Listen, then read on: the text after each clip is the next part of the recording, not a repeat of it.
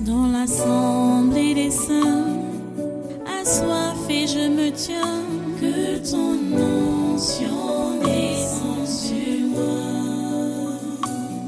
Conscient que mon destin est dans le creux de ta main, que ton onction descende sur moi. Je suis disposé, assoiffé, que ton onction descende sur moi. Je suis disposé, assoiffé, que ton onction descende sur moi.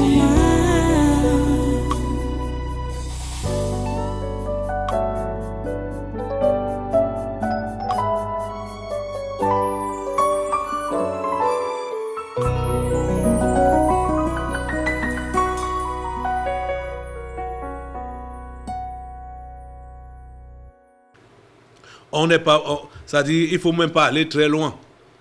Prenons par exemple l'Église catholique. N'est-ce pas, les catholiques prétendent qu'ils lisent la Bible, que c'est ça qui est leur appui. Ils prétendent. C'est vraiment la prétention. Mais, quand on va lire les 10 commandements dans Exode au chapitre 20, on va se rendre compte que les catholiques font le contraire de ce que Dieu a commandé. Les catholiques sont les idolâtres. Et ils font les images taillées, et ils se procèdent devant ces images-là. Ils ont même des périodes où ils se promènent avec les images. Hein? Ces derniers temps même, je crois, cette semaine, hein? Oui, parce que j'ai vu, oui, c'était hier. Hein? Hier ou avant-hier. Hein? J'ai vu les gens avec les figures noires. Hein? C'était les cendres. On trouve ça où dans la Bible? Mercredi des cendres. On trouve ça où dans la Bible? Vous voyez? Des pratiques de ce genre-là. On trouve ça où? Où? Comment est-ce qu'ils vont justifier ça? Ça, c'est l'envoûtement. C'est l'envoûtement. Et je me rappelle, quand j'étais catholique, je crois avoir reçu ça. Quelques rares fois, je ne sais pas combien de fois. Hein, parce que c'est quand j'ai voulu être catholique à fond que moi je me suis converti. Parce que c'est Dieu que moi je cherchais. Hein. Je vous assure, je n'ai jamais été un bon catholique. Je n'ai jamais été un bon catholique. Mais quand j'ai voulu être catholique à fond, c'est là que je me suis converti. Donc, ça confirme ce que Dieu dit, que vous me chercherez et vous me trouverez si vous me cherchez de tout votre cœur. Quelle que soit ta religion, si tu cherches Dieu de tout ton cœur, tu vas le trouver. Donc, moi, j'ai reçu donc ces cendres-là. Si j'avais vraiment un bon moment, je pouvais me rappeler combien de fois que j'ai reçu ça. Et voici ce qui m'avait intrigué. Quand on mettait ça sur le front, on dit, tu es poussière et tu retourneras dans la poussière. Ah! C'est après ma conversion, quand je lis la Bible, que je me rends compte que c'était des paroles de malédiction que Dieu a prononcées contre Adam. Ah! Quand Adam a péché. Vous êtes en train de voir? Donc, les catholiques maudissent les fidèles catholiques chaque année. Chaque année. Et c'est chacun qui va avec sa conscience pour se faire maudire. Tu es poussière et tu retourneras dans la poussière. C'est des malédictions. Il faut que tu comprennes. Si tu es fidèle catholique et tu as le cœur pour Dieu, toi, tu veux aller au ciel, comprends que les pratiques qui se passent chez les catholiques là, c'est diabolique. Ce n'est pas biblique, c'est diabolique. Diabolique. Franchement, je pensais que quand le pape François s'est prononcé qu'il se bat pour que les pays du monde entier puissent changer leurs lois pour accepter les homosexuels, et que je me pensais que les églises catholiques allaient se vider. Ici en Afrique, hein, bon, déjà, vous savez, là-bas, en Occident, chez eux, là-bas, chez les Blancs, ils ne partent même pas à l'église. Hein? Ils ne partent pas à l'église. Les églises sont vides là-bas. C'est chez nous, ici en Afrique, que les gens partent à l'église. Ceux qui cherchent Dieu partent à l'église. Et d'autres, par ignorance comme ça, là, disent je suis catholique, je vais mourir catholique, juste pour suivre les sorciers qui sont aussi là-bas. Parce que vous devez comprendre, chaque chef religieux catholique conscient est un sorcier. Je dis chaque chef religieux conscient est un sorcier. Parce que déjà, pour qu'on t'ordonne prêtre, si tu n'as pas l'ivou naturel là, c'est-à-dire le démon, ce qu'on appelle souvent aussi hang, hein, le naturel, si tu n'as pas ça, on ne peut pas t'ordonner prêtre. Et si tu n'as pas ça, on va t'initier, hein, dans la sorcellerie. Donc tu dois être initié dans des pratiques telles que la sodomie, l'homosexualité. On va t'initier dans ces choses-là. La Rose-Croix, la franc-maçonnerie, on va t'initier dedans. Donc tu deviens sorcier en plein jour. Avant donc qu'on ne t'ordonne prêtre. On n'ordonne pas un simple prêtre, jamais. Donc comprenez que tous les dirigeants catholiques sont des sorciers. Comprenez ça comme ça. Et la plupart des gens que vous allez voir que soit ils ont été chassés du séminaire, ou bien ils n'ont pas fini leur formation, hein, chez les catholiques là, pour devenir prêtres. C'est des gens qui ont refusé d'adhérer dans ces pratiques maléfiques-là. Mais ces gens-là ne vont jamais vous dire pourquoi ils n'ont pas achevé leur formation, pourquoi ils n'ont pas été ordonnés prêtres. Ils ne vont pas vous dire. Ils gardent le secret. Je ne sais pas pourquoi ils ferment la bouche. Hein? Vous savez que dans toutes ces loges-là ou ces sectes-là, il y a toujours les menaces, hein, les menaces derrière. Que si tu trahis, hein, tu es fini. Si tu trahis, tu es fini. Puisque vous voyez, je vous ai montré parfois ici les cérémonies des francs-maçonneries là. Vous voyez comment il y a des gestes qui font comme ça. Hein? Donc, comme pour dire que si tu trahis, tu as la gorge coupée, hein, la tête coupée. Vous voyez, c'est pourquoi ces gens-là vont garder le silence.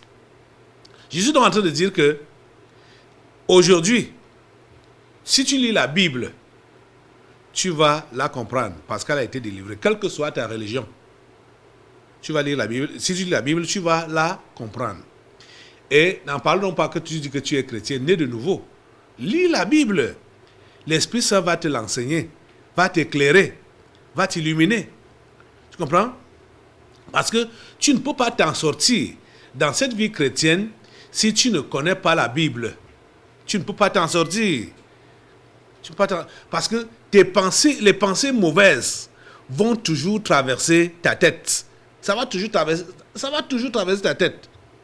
Et pour que tu t'en sortes, que tu saches que ça c'est une mauvaise pensée, il faut que tes pensées, du moins ton esprit aille vers les Écritures, vers le conseil de Dieu, pour que tu comprennes que, mais ça là c'est déplacé. Je te chasse. Aujourd'hui, vous avez une expression simple, le feu. Tu envoies le feu sur ça.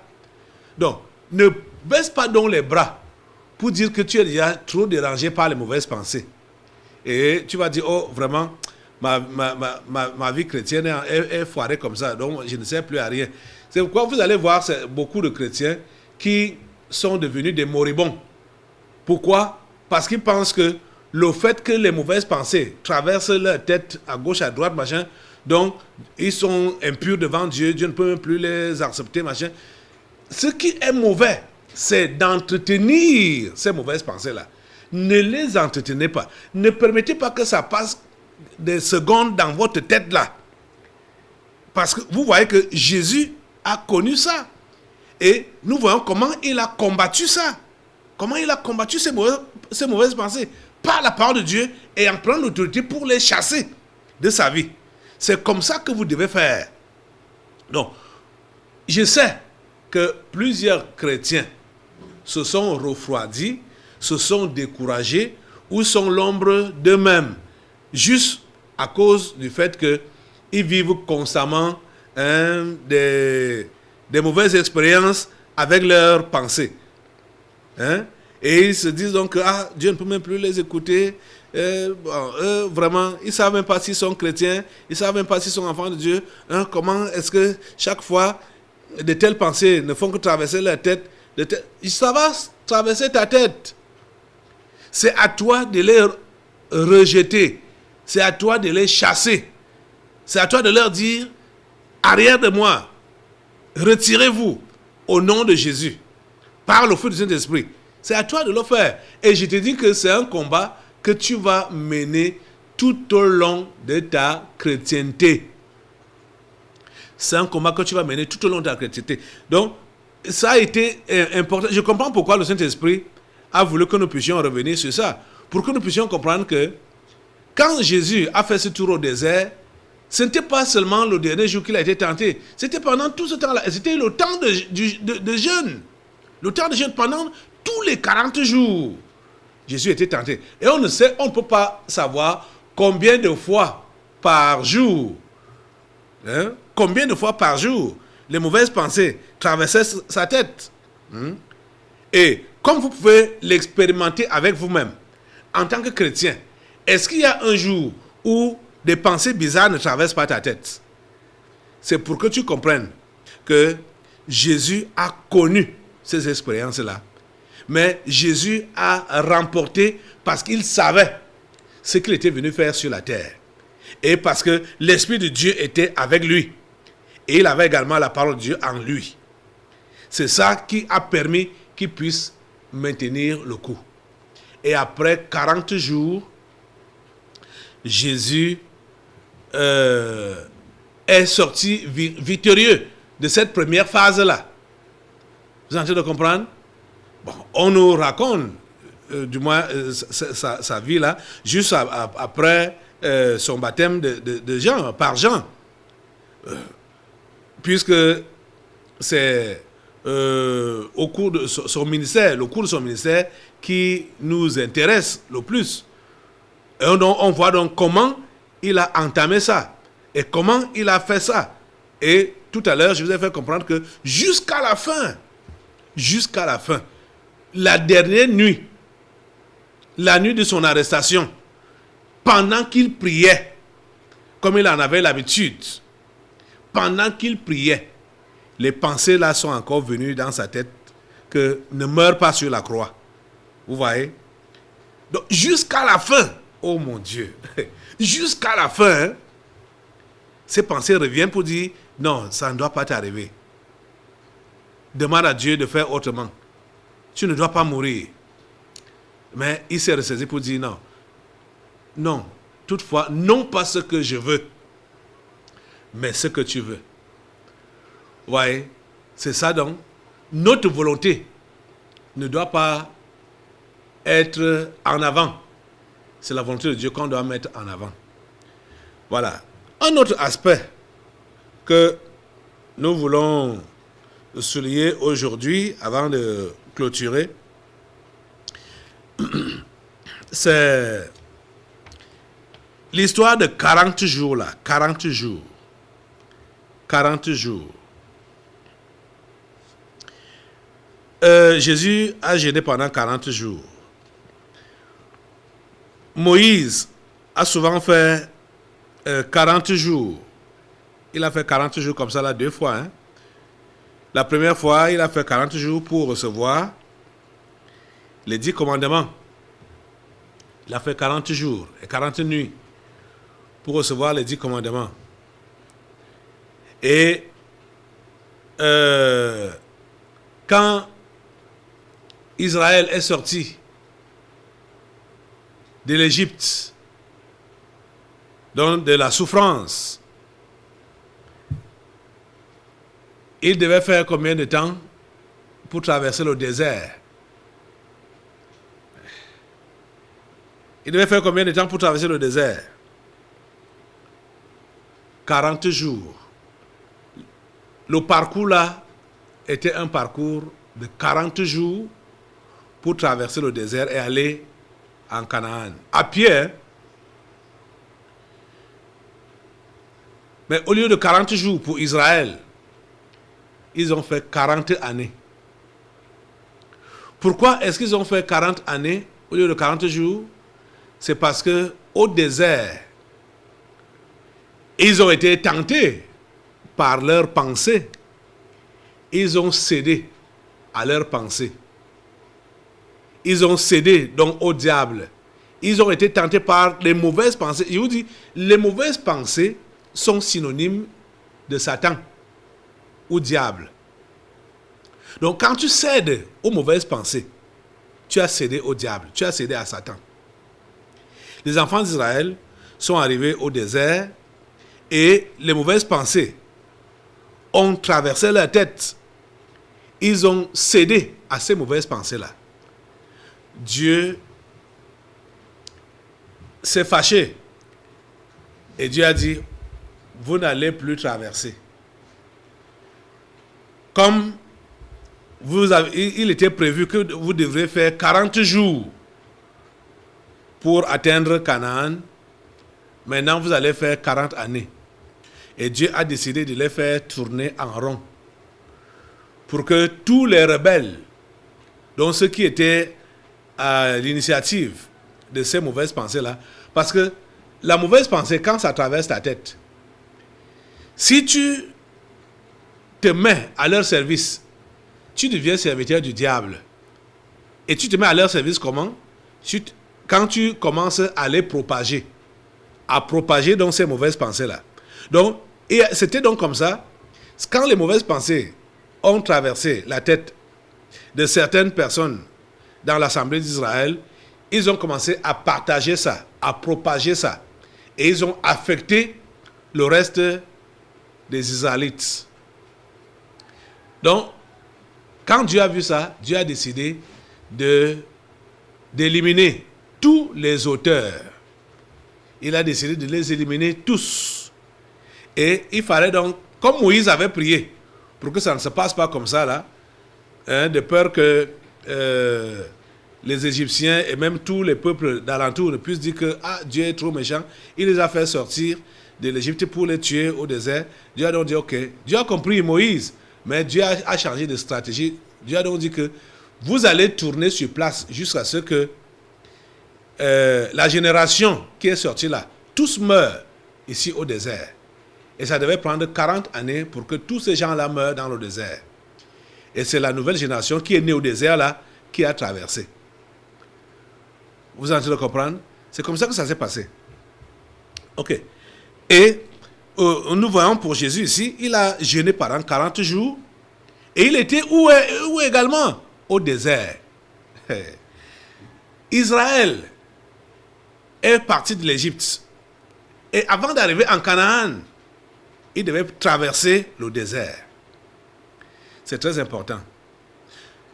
Comme cette phase, je suis en train de voir que le développement est en train d'évoluer et le temps qui nous est imparti est déjà avancé.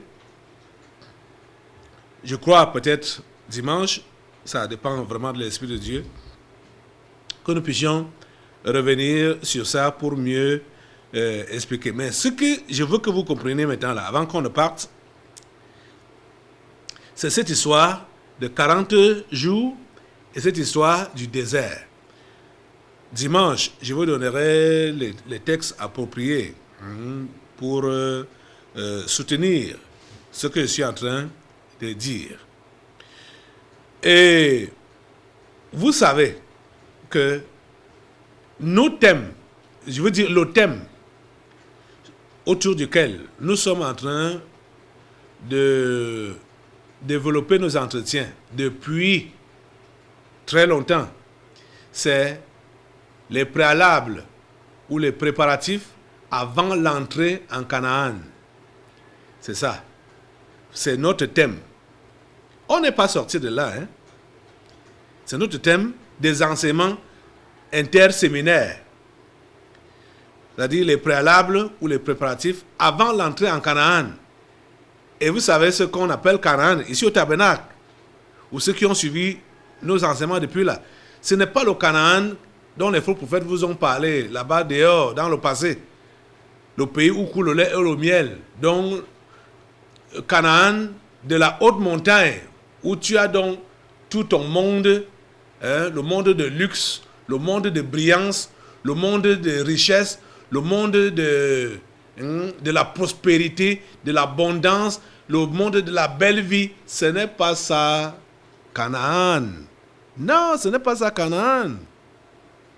Canaan, c'est la possession du monde païen. Qu'est-ce qui habitait Canaan à l'époque des enfants d'Israël? C'était des païens, des impies. Et il fallait donc les chasser et posséder leur territoire. Aujourd'hui, posséder Canaan, c'est de chasser les démons et de posséder les enfants de Dieu. C'est ça. Gagner les enfants de Dieu, ceux-là qui sont là-bas dans le monde. Parce que Jésus a dit qu'il y a d'autres bergeries, d'autres brebis qui ne sont pas dans cette bergerie. Celles-là, il faut que j'aille les chercher. Il faut qu'elles entrent aussi. Donc, c'est notre travail. Entrer en Canaan, c'est posséder donc ces païens du monde-là pour Christ. C'est ça. Ce n'est pas ce qu'on vous a dit là. Et nous sommes donc, et comment donc les posséder? Et Dieu a donc prévu qu'il va déclencher un dernier grand réveil pour faire entrer ces gens-là. Et nous sommes dans cette période-là. La période du réveil. La période de la moisson des âmes. Nous sommes dans cette période.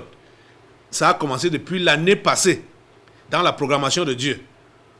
Vous êtes en train de comprendre ça? Et nous sommes donc, le diable, ayant donc vu ça, a aussi programmé pour lui l'échec à la programmation de Dieu. Mais c'est Satan plutôt qui va connaître l'échec et qui connaît l'échec et non Dieu. Mais Dieu travaille avec nous, ses enfants, nous les hommes, ses enfants. Et il faut que nous puissions travailler avec lui selon ses principes. Parce que si nous ne marchons pas selon les principes de Dieu, Dieu ne peut pas improviser quoi que ce soit. Jamais. Il attend que nous puissions marcher selon ses principes. Donc, l'histoire de 40 jours, l'histoire du désert, cette histoire nous concerne. Nous voyons l'histoire de tentation pendant 40 jours. Cette histoire nous concerne. Les enfants d'Israël ont été tentés au désert pendant 40 jours. Quand on dit tentés au désert, ce n'est pas un diable extérieur qui les tentait, mais le diable de leurs pensées, le diable de leurs mauvaises pensées, où ils avaient des regrets. Pourquoi ils sont sortis d'Égypte? Ils avaient des regrets.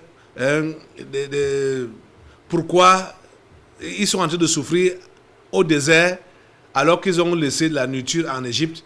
Ils n'ont pas de l'eau à boire au désert. Ils n'ont pas, quand il y a même de l'eau, c'est l'eau amère. Quand ils étaient dans les murmures, les murmures. Et c'est ça qui a fait à ce que la traversée puisse mettre du temps. Au lieu de 40 jours, c'est devenu 40 années. Vous voyez? Mais, gloire à Dieu, Jésus, quand il est aussi entré dans le désert, conduit par l'Esprit Saint, et les enfants d'Israël étaient aussi conduits par l'Esprit Saint au désert. Dieu leur a fait même voir son esprit d'une manière physique. Le jour, l'Esprit de Dieu était sous forme de nuée, visible, que les enfants d'Israël voyaient. La nuit, c'était sous forme de feu, visible, que les enfants d'Israël voyaient. Ça les conduisait. Et on voit ici que Jésus a été conduit au désert par le Saint-Esprit et lui-même rempli du Saint-Esprit. Oh mon Dieu. C'est la même chose. Mais pour le cas de Jésus, Jésus a réussi à remporter contre ses pensées. Jésus a réussi à remporter contre ses pensées. Et heureusement qu'il a fait. Et c'est lui que nous suivons. Son modèle nous sert d'exemple. Voilà donc que quand il a remporté, il a donc, en sortant de là, j'aimerais que nous puissions un peu lire. Je vais vous lire encore. On va dans Luc au chapitre 4, le verset 14 et 15. Après donc la tentation là, les 40 jours là, les 40 nuits et toutes les tentations qu'on a lues là, et celles-mêmes qu'on n'a pas pu mentionner, on dit que Jésus, revêtu de la puissance de l'Esprit, retourna en Galilée et sa renommée se répandit dans tout le pays d'alentour. Il enseignait dans les synagogues et il était glorifié par tous. Donc vous voyez, après les 40 jours là, Jésus a encore été rempli, revêtu, il s'est encore revêtu de l'Esprit Saint. Vous voyez, non? Et c'est là donc qu'il a commencé le ministère avec succès. Vous êtes en train de comprendre ça? Or, les enfants d'Israël, et ils ont échoué. Ils n'ont pas réussi à l'emporter sur leurs pensées. Et Dieu était obligé de les faire tourner sur place. Pendant combien de temps? 40 ans. Ok, je vais vous prendre un exemple. Quand l'Esprit de Dieu m'a révélé ces choses, j'ai passé mon temps à me repentir. Ce que je vais vous révéler tout à l'heure là. J'ai passé mon temps à me repentir. J'ai compris que nous avons failli. Je ne peux pas... Nous avons failli parce que vous et moi, nous sommes... C'est nous. Nous avons failli. Dans cette affaire. Dans le contexte dans lequel nous sommes maintenant là, et ce que Dieu a décidé de faire depuis l'année passée, le réveil déclaré et programmé par Dieu commençait en 2020. Et le diable a organisé l'arrêt ou l'empêchement de ce réveil en 2020, pareillement. Vous voyez? Ça, c'est la haute tentation alors. Et comme la haute... Parce que quand cet événement arrive comme ça là, il faut maintenant, les pensées des uns et des autres vont traverser dans tous les sens.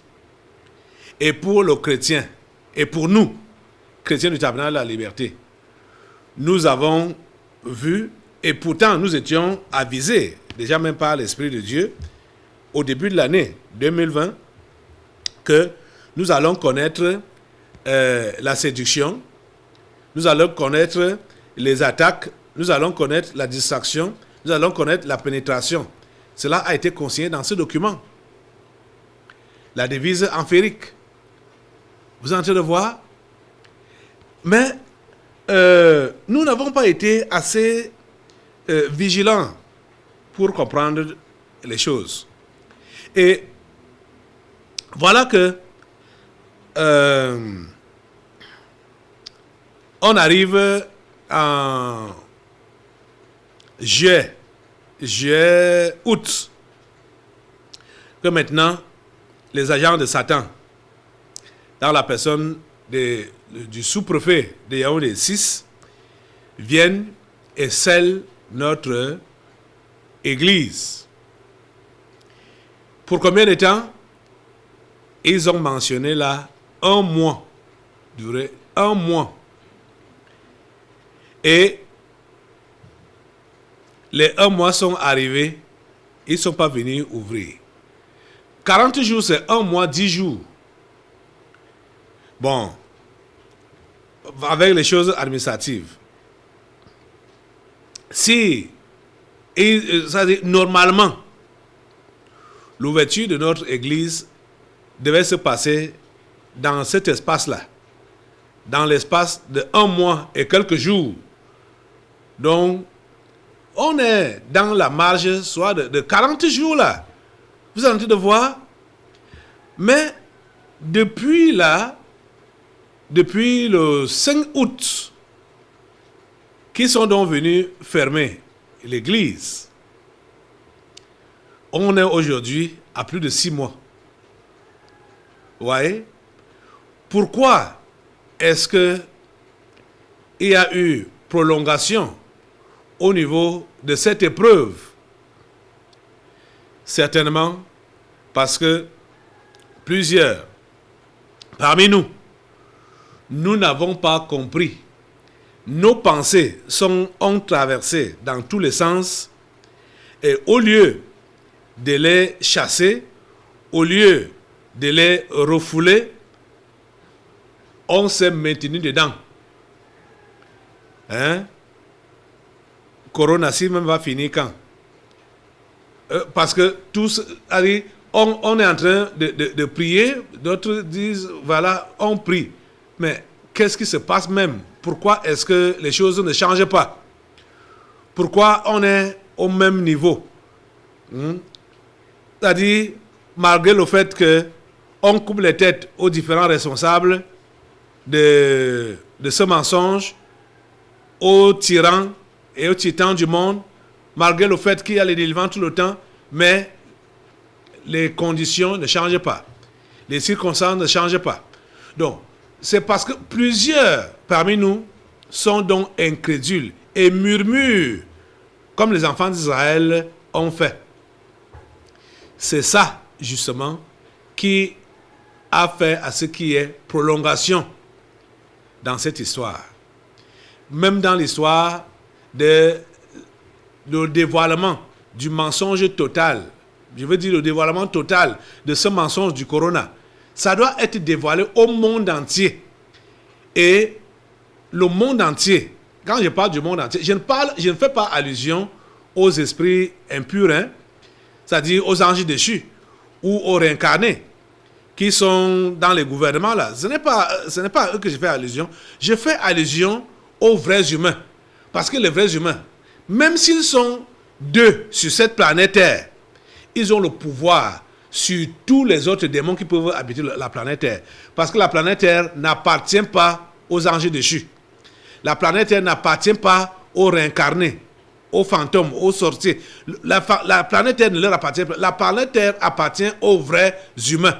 Je vous dis que même s'ils sont 10 seulement, c'est sur eux que Dieu compte et c'est ce qu'ils disent ou ce qu'ils font que Dieu fait. Vous comprenez? Dieu ne regarde pas les autres. Donc, depuis la survenance du mensonge du coronavirus, vous savez que le Tabernacle de la Liberté est la seule communauté chrétienne qui connaît les allants et les aboutissants de ce mensonge. Parce que non seulement l'Esprit de Dieu, parce que j'ai dit quoi? C'est l'Esprit de Dieu qui a d'abord révélé le caractère mensonger de cette soi-disant pandémie.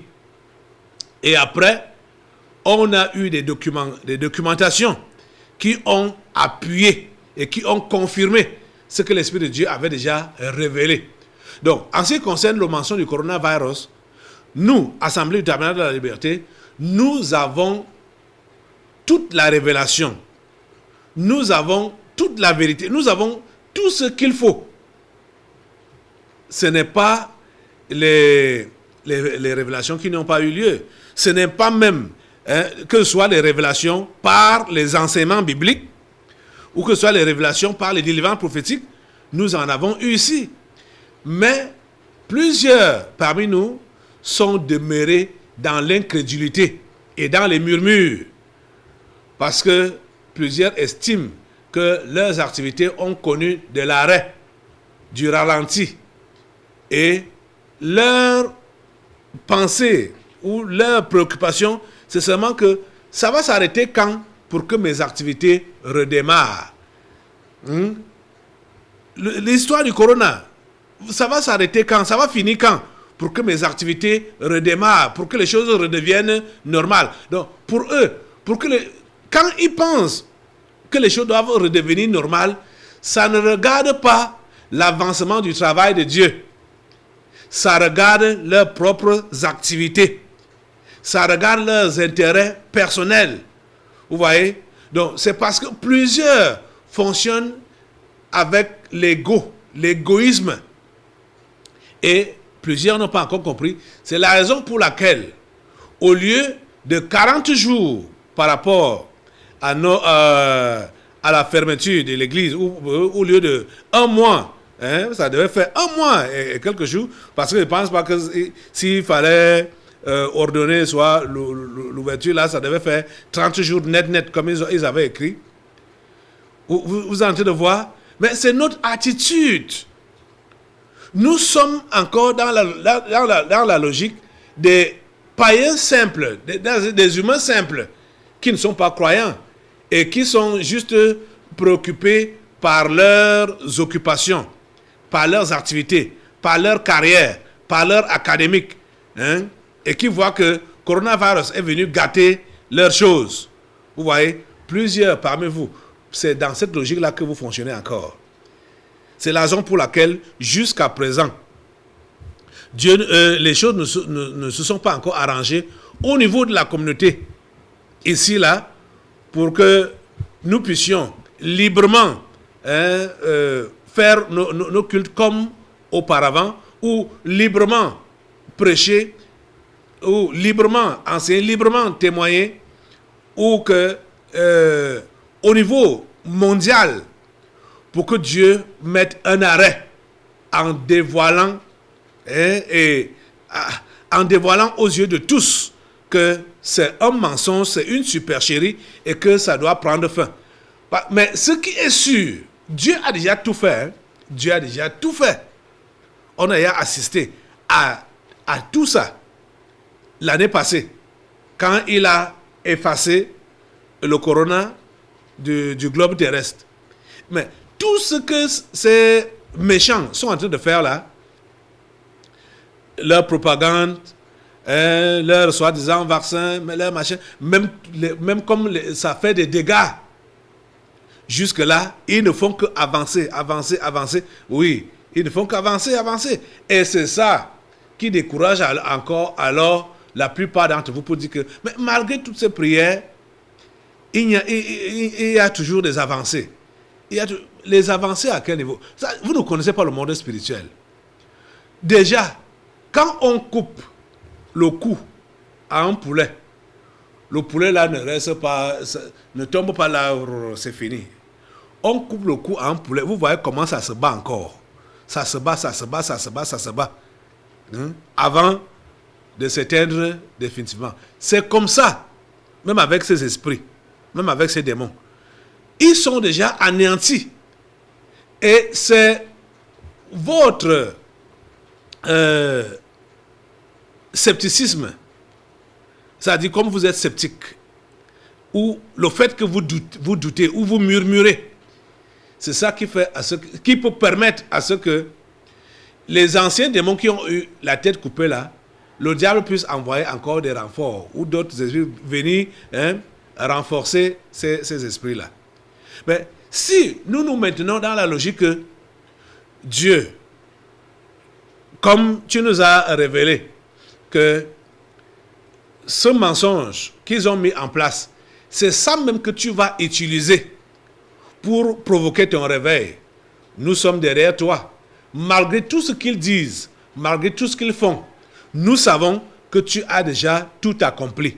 Et nous sommes derrière toi. Nous attendons et nous travaillons pour que ton nom et ta personne soient révélés et connus aux hommes du monde entier que tu as prévu pour le salut. Nous devons rester sereins au lieu de développer des murmures, les doutes, les réticences. Nous devons rester confiants. Donc aujourd'hui, il faut vraiment que nous puissions nous repentir, comme j'ai commencé à le faire. Et ce que je vous dis là même, ce n'est pas nouveau. Je crois, et on a eu des délivrances ici, ça devait soit l'année passée ou bien début de cette année, qui disait ça, que c'est notre attitude qui fait même à ce que les choses ne s'accélèrent pas au niveau de l'arrêt de ce mensonge du coronavirus, que c'est nous, chrétiens, c'est nous qui empêchons l'accélération. Or, nous voulons l'accélération de l'arrêt de ce mensonge, pas pour l'avancement du royaume de Dieu, mais pour le progrès de nos activités. C'est là le problème. Vous êtes en train de comprendre ça? On va arrêter à ce niveau aujourd'hui et nous allons prier le Seigneur. Dans l'assemblée des saints, assoiffé je me tiens, que ton onction descende sur moi. Conscient que mon destin est dans le creux de ta main, que ton onction descende sur moi. Je suis disposé, assoiffé, que ton onction descende sur moi. Je suis disposé, assoiffé, que ton onction descende sur moi.